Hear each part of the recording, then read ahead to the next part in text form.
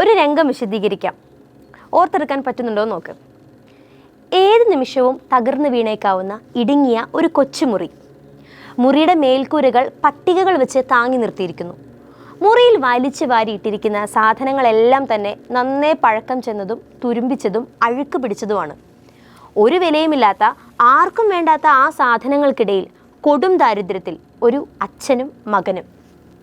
കീറിപ്പറഞ്ഞ ഒരു കുഞ്ഞു ഓവറോൾസ് ധരിച്ചുകൊണ്ട് 4-5 വയസ്സ് മാത്രം തോന്നിപ്പിക്കുന്ന ആ കൊച്ചുകുട്ടി ബ്രേക്ക്ഫാസ്റ്റ് ഉണ്ടാക്കുന്ന രംഗമാണ്. അലസനായ അവൻ്റെ അച്ഛൻ താൻ പുതച്ചിരുന്ന ബെഡ്ഷീറ്റിൻ്റെ കീറിയ ദ്വാരത്തിലൂടെ തല കടത്തി മറ്റാരോ ഉപയോഗിച്ചുപേക്ഷിച്ച പിന്നിയ ഷൂസും ഇട്ടുകൊണ്ട് മകൻ തയ്യാറാക്കിയ പാൻകേക്കുകൾ കഴിക്കാൻ ഒരു കൊച്ചു മേശയിൽ വന്നിരിക്കുന്നു.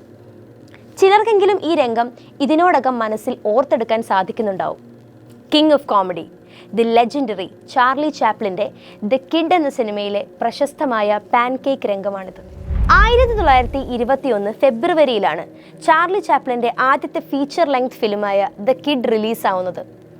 കൊടും പട്ടിണിയുടെയും ദാരിദ്ര്യത്തിൻ്റെയും അവസ്ഥയിൽ ഒരമ്മ തൻ്റെ കുട്ടിയെ ഉപേക്ഷിക്കുന്നതും ട്രാംപ് എന്ന ചാപ്ലിൻ്റെ കഥാപാത്രം ആ കുഞ്ഞിനെ കണ്ടെത്തി വളർത്തുന്നതും തുടർന്ന് അവർ അനുഭവിക്കുന്ന കഷ്ടതകളും പങ്കുവെക്കുന്ന നല്ലതും മോശവുമായ സമയമാണ് സിനിമയുടെ plot. A picture with a smile and perhaps A tear എന്നായിരുന്നു കിഡിൻ്റെ ഓപ്പണിംഗ് ടൈറ്റിൽ കാർഡ്. പടത്തിൻ്റെ ടൈറ്റിൽ പോലെ തന്നെ ലോകമെമ്പാടും വലിയ രീതിയിലുള്ള ജനപ്രീതി നേടിയ ഈ ചലച്ചിത്രത്തിൻ്റെ പിന്നാമ്പുറത്ത് പുറം ലോകത്തെ അറിയിക്കാതെ ചാപ്ലിൻ ഉള്ളിലൊതുക്കി നിർത്തിയ വേദനകൾ നിരവധിയാണ്.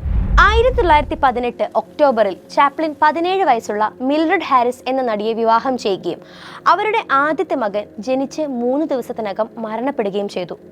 ദ കിഡ് എന്ന സിനിമയുടെ ചിത്രീകരണത്തിന് വേണ്ടി ചാപ്ലിൻ തൻ്റെ സ്റ്റുഡിയോയിൽ കുട്ടികളെ ഓഡിഷൻ ചെയ്യാൻ ആരംഭിച്ചത് സ്വന്തം കുഞ്ഞിനെ അടക്കം ചെയ്ത് 10 ദിവസങ്ങൾ കഴിഞ്ഞപ്പോഴാണ്. ഒന്ന് ഓർത്ത് നോക്കൂ, എത്രമാത്രം വേദനയിലൂടെയായിരിക്കും ചാപ്ലിൻ അപ്പോൾ കടന്നുപോയതെന്ന്. അതുപോലെ തന്നെ ഈ ചിത്രത്തിൻ്റെ ആദ്യ പ്രീമിയർ നടക്കുന്നതിന് മുൻപാണ് തൻ്റെ ഭാര്യയുമായി നിയമപരമായി ചാപ്ലിൻ വേർപിരിയുന്നത്.